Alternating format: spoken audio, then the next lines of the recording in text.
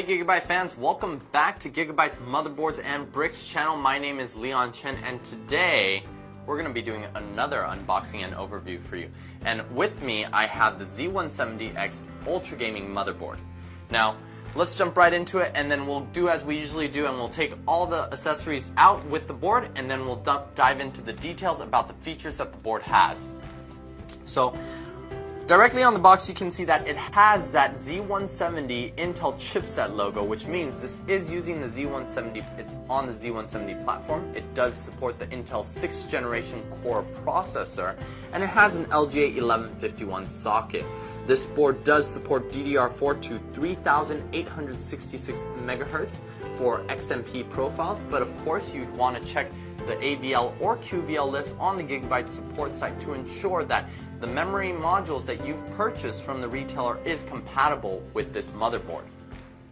This board has many other features such as ambient surround LED, dual hybrid fan headers, Intel USB 3.1 with power delivery 2.0, and the power delivery actually goes up to 100 watts, which is actually very incredible for this, as this is a first any manufacturer has shown with 100 watt power delivery. It also has triple NVMe PCIe SSD support for RAID 0 and also dual armor with an ultra durable design, which we'll show and talk about a little bit more later as we get the board out of the box. So let's go to the back of the box now to go into more detail about the different features that Gigabyte has to offer. Right here you can see all of this red, and this is because we have the ambient surround LED. With ambient surround LED, you're getting lighting from the dim slots through diffusers that Gigabyte has implemented, as well as the right side of the board with that whole strip being LEDs. Also in that amp up audio zone, we've separated that digital and analog side, and we've done that with LEDs across there as well. Also for the PCI Express slot, so where you have your graphics card placed as well, there's lighting to show that ambient surround LED feature. There's dual hybrid fan headers that we talked about earlier. For users that want to trend towards water cooling, this is a great feature as it allows support for both PWM as well as voltage calibration on their motherboard. So if users want to use water pumps or if they're using fans that rely on voltage to set the fan speed, our fan headers are able to support both. We also have the Intel USB 3.1, and this is the one we were talking about with 100 watt power delivery. And as you can see on this board, the Intel chip that we provide supports 32 gigabits per second of transfer, where the protocol only requires 10 gigabits. So that's a lot of wiggle room and a lot of bandwidth for you to use when you transfer files from your desktop PC to a flash drive or your portable device. And also earlier we were talking about that dual armor. You'll get an up-close view of it as we take the board out, but this dual armor is basically armor for the DDR slots as well as for your PCIe slot, and we've done more to enhance the durability of this of the PCIe slots as well. Next to that, we have support for triple NVMe PCIe SSDs in RAID 0. And we have a lot of other features that you guys are happy to hear that Gigabyte has implemented, from our U.2 to M.2 support, the use of Intel LAN with CFOS speed technology, and also the best multi-graphics spacing available. And you can see that with our two PCIe slots where we've spaced it with an additional gap so you have more airflow, and we'll talk about that a little bit later as well. High-end audio capacitors, as well as something Gigabyte's very famous for, are dual BIOS. One of the other features I'd like to point out would be our anti-sulfur resistor. Oftentimes boards are sent back or are made or even destroyed because a single resistor on a motherboard is damaged. Now that's no longer the case with the Gigabyte motherboard because we've implemented an anti-sulfur resistor which prevents simple issues from arising. So things that this puts users at ease. Rather than spending hundreds of dollars on a new motherboard, they can actually know that their investment is very well protected. So let's take the board out and we'll talk a little bit more on the technology behind it.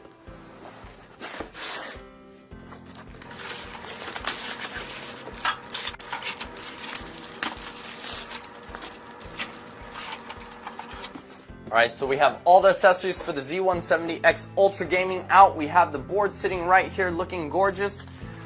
Let's go over the accessories and see what we have. We have a door hanger. Do not disturb or enter. We have the Ultra Gaming user's manual with the driver disc. We also have a multilingual installation guide, a padded rear I/O to give it a premium feel. We also have 2 packs of SATA cables. Of course, each pack comes with 1 right angle and 1 straight cable, so there's a total of 4 cables here, 2 being right angles, 2 being straight cables for you to use. We have an SLI bridge, the G connector for easy connectivity of your front panel header, so you can actually connect it outside of the chassis if needed, and then connect the entire block onto the motherboard. And we have some cable ties, Velcro cable ties, so they're reusable with the Gigabyte G1 Gaming on it. This is good to reduce any cable clutter, or if you just want to tie things together, it's also very handy as well. So we have that in the box. And of course, we have a G1 Gaming badge for you to stick outside of your chassis so people know what type of motherboard you have. And lastly, this is something new that I'm actually very excited to see, and hopefully excited to hear how you guys plan to use it. But these are actually stickers for you to attach to your SATA cables, so you can actually label such as your various hard drives. This one says HDD1, HDD2, and we even have ODD or SSD. And all of these below have a little white space so you can actually write it. So for example, you can write boot drive, or you can write a storage drive, drive DEF, or even Blu-ray disc drive. And this helps keep your hardware organized in relation to your software. So you have your hardware indicators, and on the software side you can see it in your Windows or Linux platform to see how that works, okay? So this is very useful. Let's get this out of the way so we can get into the motherboard. Alright, so let's jump right into the board so you can see what other great technologies Gigabyte has provided on our Z170X Ultra Gaming motherboard. So right at the top you can see there is a system fan header here. We also have our CPU power, that's a 2x4, so that gives you enough power and stability to overclock this motherboard if needed. On the other side of the CPU socket, you can see there's an additional 2 CPU fan headers. One is your CPU fan and one is your CPU fan optional. With more users moving towards liquid cooling, this is what one of the feature sets we were talking about, where we had dual hybrid fan headers. One of these fan headers allow you to actually implement both voltage calibration or PWM fans on it. So if users wanted to use one PWM for the pump and then they had a traditional fan for the radiator, they would be able to do that as well. As we move over, you can actually see on the side of the board there's a green or yellow strip here that allows for LED illumination. Now, this goes with our ambient surround LED, and you can actually see that we've also implemented diffusers on the DDR slots to allow that light to show even more. So you have lighting around the board on the top right as well as on the bottom left, even on the PCIe slots as well. As we move around, you can see there's another system fan header, our ATX 24 pin, our USB 3.0 front panel header, and there's actually a set of pin headers here. Now, this set of pin headers is actually for Thunderbolt. If you guys wanted to install any additional Thunderbolt ports onto this board, you can actually do so via an add-in card or even a front panel bay card, front panel bay drive, and all you have to do is connect this port and the board will recognize that a Thunderbolt device was attached. So we'll turn the board over to the side now so you can get a better view of the SATA ports that are here. So we have 2 SATA ports, 2 and 2, so that's a total of 4 SATA ports, and an additional 2 ports that are mounted vertically. Now, that gives you enough room to do if you want to install SSDs or mechanical drives. And of course, these SATA ports here double up as SATA Express, but when you do populate it with the SATA Express, these 2 drives respectively will also be populated by that connector. Okay, so keep that in mind. Right below it, you have a connector that might not be familiar to many of you. This is a U.2 connector. Now the U.2 has a transfer speed about 32 gigabits per second compared to the SATA, which is only about 6 gigabits per second, and it's great to be used with the Intel 750 NVMe PCIe SSD. As we move to the bottom of the board, this is the area for the front panel headers, and if you have a G connector, you can connect all of your cables to that G connector and mount it directly into the block rather than trying to insert everything in small cramped spaces. We have another set of system fan headers, 2 USB 2.0 headers, and of course TPM header and our front panel audio. Now, as you can see, we're using high-end audio capacitors in our amp up audio zone. This section is all lit up, similar to, so we are still separating that analog side from the digital side of the board. Earlier we were talking about the best multi-spacing for graphics cards, and as you can see, there's actually an additional slot spacing here. So when you have the graphics card that takes up 2 slots, you have 1 full slot to give it more airflow and room to breathe. Now that does 2 things.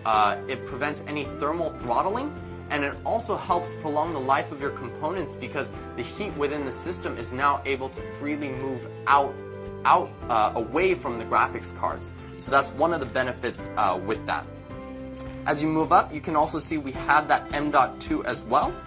So this M.2 operates at 32 gigabits per second. We support a variety of lengths. So this one is 22 millimeters in width, and it supports 22 by 42, 22 by 60, 22 by 80, which is already installed in that position, and 22 110. So let's turn the board to the rear I/O so you can see our various connectivity options. Right here, we have our audio jacks. Of course, you still have your optical audio as well. You have 2 USB 3.0s with an Intel NIC and CFOS speed for internet acceleration. You have another 2 USB 3.0s, HDMI output, mini DisplayPort output, as well as a mini DisplayPort input. Now this is a future feature upgrade. You're able to actually take the graphics signal from your dedicated or discrete card and route it back into your mini DisplayPort input so it can output through other methods, so you have a DisplayPort signal as well. Right here we have our USB 3.1, the red port in a Type A, and the oval smaller port in a Type C. And of course you still have your PS2 for legacy devices, or if you guys have any mice that you guys are very fond of and don't want to get rid of, you can still use that here as well as 2 more USB 2.0s. Now, we get a lot of feedback from our viewers on YouTube. They want to know the total count of the different boards, of different parts of the board, such as USB. So on this board, we saw 6 USB ports on the back. We have another 6 through front panel connectivity, 1 right here, 2 on the bottom here. So that's a total of 12. For fan headers, we had 1 fan header up at the top right here near the CPU power. We had another 2 for the CPU optional. We had another 1 on the side right here, and 1 all the way at the bottom of the board. So that's a total of 5 different fan headers as well. Now, we also said that we had a very new feature for all of you guys, which went with our USB Type-C, and that would be our 100-watt power delivery. So this board supports 100 watts of power delivery through that tiny Type-C connector. Alright, so that wraps it up for our unboxing and overview for our Z170X Ultra Gaming motherboard. If you liked what you see, be sure to like the video, subscribe to Gigabyte's Motherboards and Bricks channel for more up-to-date reviews and any new information, as well as if you guys are interested in any contests and promotions, like our Facebook page. As always, my name's Leon Chen, and thanks for tuning in.